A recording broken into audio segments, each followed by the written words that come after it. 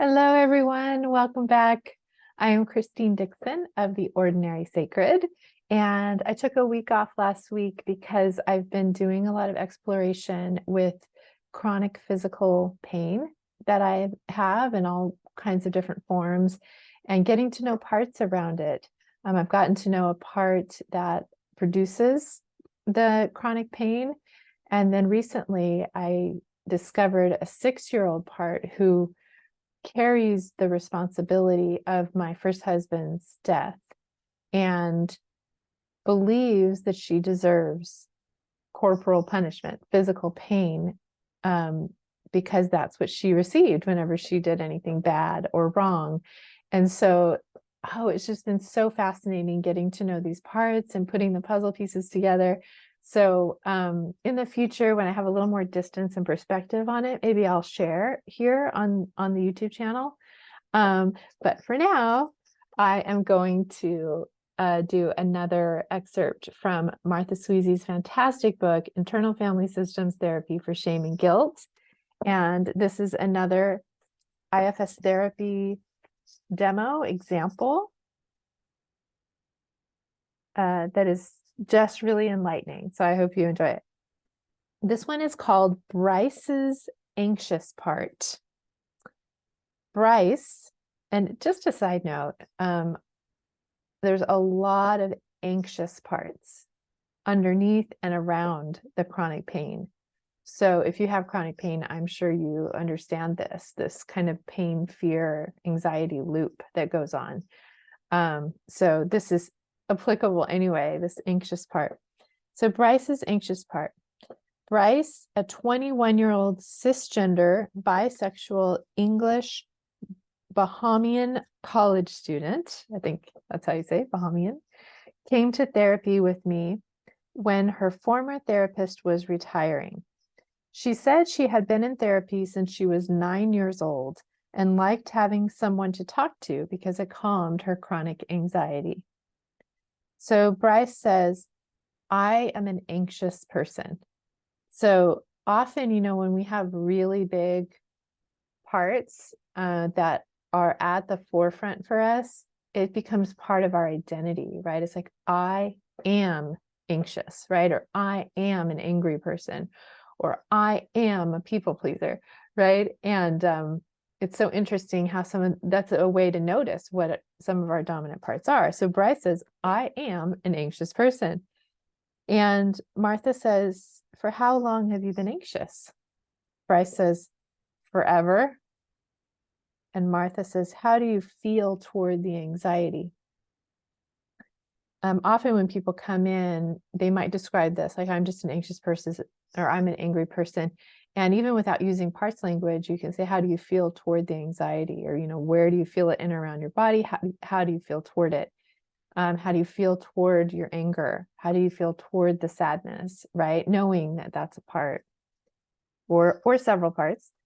So Martha says, how do you feel toward the anxiety, to check for self-energy? Bryce says, I don't like it. So other parts don't like it. Martha says, would it be okay to talk with it? Bryce says, okay. And Martha says, the parts who don't like it, if the parts who don't like it would relax and let you talk with it. Bryce says, they don't like it. So they're kind of blended with her.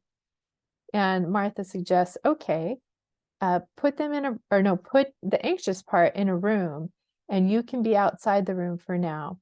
Who shows up in there? So Martha's using this room technique when there's a lot of parts that don't like a target part. Sometimes they feel safer around that part, or just observing the part if it's in a room. Bryce says, it's a bent over stick figure, like it's saying it's too much. So Martha asks again, how do you feel toward it now? Bryce says, I wonder what happened. So she's showing a little bit of curiosity. Martha says, is it okay with the other parts if you go in the room and you ask what happened? Bryce says, yes. So again, when we're putting the part in a room, it's not that we're trying to get rid of it or get space. We're trying to allow the concerned parts to see it from a distance, to, so that they can get a little bit of insight, so that then they can allow the self to go into the room and be with it. So Bryce says, yes, they let herself go in with the anxious part. So Martha says, how does the part respond to you? Bryce says, it doesn't notice me. Martha says, would it like to? Bryce says, now it's sidling over to the corner. And Martha says, how do you feel toward it? And Bryce says, I don't like it. Okay, so all of these questions that Martha's asking are trying to assess for self-energy and Bryce, right? So the other concerned parts are outside. So now she's going inside with this anxious part. You can ask, how do you feel toward it? You can also ask, how is it responding to you? Because if you're in self, often a part will respond better than if you're blended with a part. It's just like, if you run into somebody that doesn't like you and they're expressing, or they have that energy that they don't like you, you're not going to be vulnerable and open up with them, right? So if you are blended with parts that like hate this anxious part, or Bryce is blended with those parts, it's not going to open up. So that's what it's doing, right? It's not really responding and then going kind of hiding in a corner. So then again, Martha asks, how do you feel toward it? To say, okay, this doesn't seem like self-energy. Sometimes parts will not respond well to self. So she's like, let's just check and see if you have self-energy, but she doesn't, right? She says, I don't like it. And Martha says, can you ask those parts if they'll wait outside the room? And Bryce says, okay. And Martha says, now how do you feel toward it? Bryce says, I wonder about it. So you see, when she's blending with these parts that don't like it, there's no way to really have relationship and get to know the part and learn about it. But once the parts give space, each time they give space, she starts to wonder and feel curious, right? So now she has a little bit more self-energy. Just a side note, as I've been working with these parts that produce chronic pain, it's taken a really long time to get to know them because there are so many parts that have reaction around the part that produces chronic pain that absolutely hate it, fear it, want to fix it, want to analyze it, want to get rid of it. And so I've had to work with all of these concerned parts repeatedly before myself was able to show up with the chronic pain part to receive and listen to it. So it's very similar here. When there's a really extreme part that's causing discomfort, dis-ease, pain in some way, physical or emotional, in the system, there's going to be a lot of reactive parts around it that are afraid of it, hate it, don't want it, right? So you might have to repeatedly ask them to step aside or turn toward them and really get to understand their concerns and meet them before you can really get to know this part. But you want to convince them, if you give me space and I can get to know this extreme part, that's the way forward, right? To helping. I'm also want to help this part not have to be so extreme. So we both have the same, thing in mind here. Okay. So Bryce now is curious about the part. So Martha says, what does it want you to know? Bryce says, it's scared. Martha says, how do you feel toward it now? She wants to keep checking. Bryce is concerned. And Martha says, would it like your help? Bryce says, yes. And Martha says, what needs to happen? This is a question Martha asks a lot. And in that, this question to me is like handing the baton to the client's self. I trust you to know what I've checked over and over that you're in self now. So what needs to happen? And then Bryce looks surprised and says, it wants to lean on me. Martha says, how do you feel toward it now? Bryce says, I'm helping it lean on me.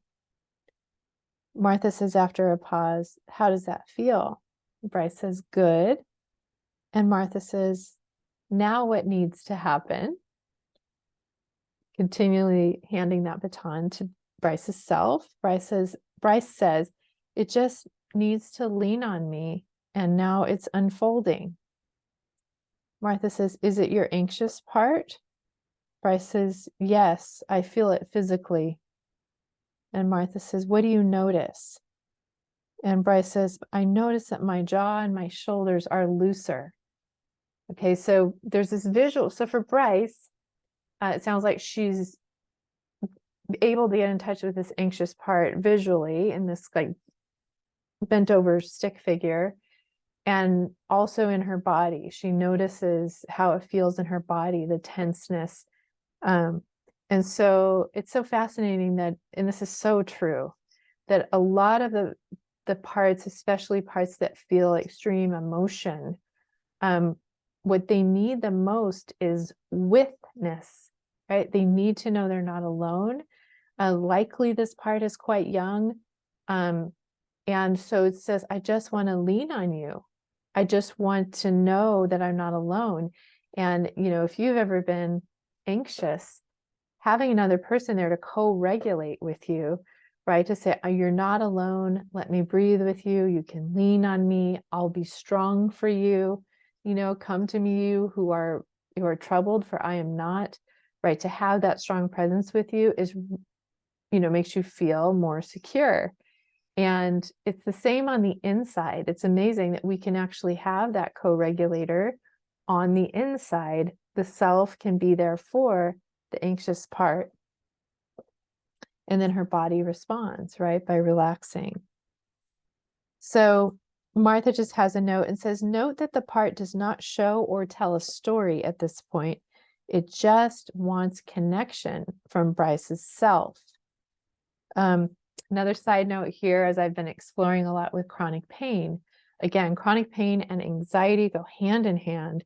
And so we really treat the chronic pain in the same way that we treat a part, and the same way that we treat anxiety, because anxiety is also in the body, is to turn toward it and be with it and say, I see you, I'm here with you, I am bigger than you, I can hold you, you are not alone. And just being with it is a way of giving it attention and saying, you know, maybe you weren't taken care of when you had pain or when you had anxiety when you were younger. And so it's a way of reparenting. Just that being with, never underestimate the power of that. Because if you think of it as a little child, right, who is afraid and just needs the parent to be there and say, I'm here with you, you're not alone, it's okay, I'm here. So Martha says, that connection launches a beneficial feedback loop physically. Yes, yes. If Bryce stays with the part and continues to ask what it needs, she will eventually hear its story. An anxious temperament creates its own feedback loop and inflates worry into fear. Very, very true. But I like this, you know, the self is very patient. It's not going to be like, tell me the story, tell me why, tell me exactly why you're anxious. There doesn't even need to be a story. It's just, I'm here with you. And when the part feels secure enough and trusting enough, it will open up. It will tell the story of maybe what moment it's stuck in, where there's panic and fear and anxiety, or maybe what stimulus in the environment is causing that. So in my experience with this pain, anxiety, fear feedback loop, and again, it really is like Martha's saying, she says it's a feedback loop, right? And inflates the worry. And with physical pain, it's physical pain creates more anxiety. And the more anxiety we have in our body, the more we tense, hold our breath, which increases the physical pain, which then increases the anxiety, increases the physical pain. I mean, it just goes like this. And so being able to take a breath and be with and observe without any judgment, both the anxiety, the fear, and the physical pain, or either or, whichever one you're having, is really the antidote to bringing that escalation down and helping the body relax, helping you, you know, increase your exhale, which tells your body that you're safe. Your muscles relax. And the more your muscles relax, often the more pain in your body goes down. So just as the feedback loop goes up, when we give loving attention, it comes back down. So I love this example. It's actually very applicable to what I've been exploring this week. So I hope you appreciated it. If you have any questions or comments about working with parts that show anxiety, you know, and then all the parts around them that are concerned about it, please leave them in the comments below.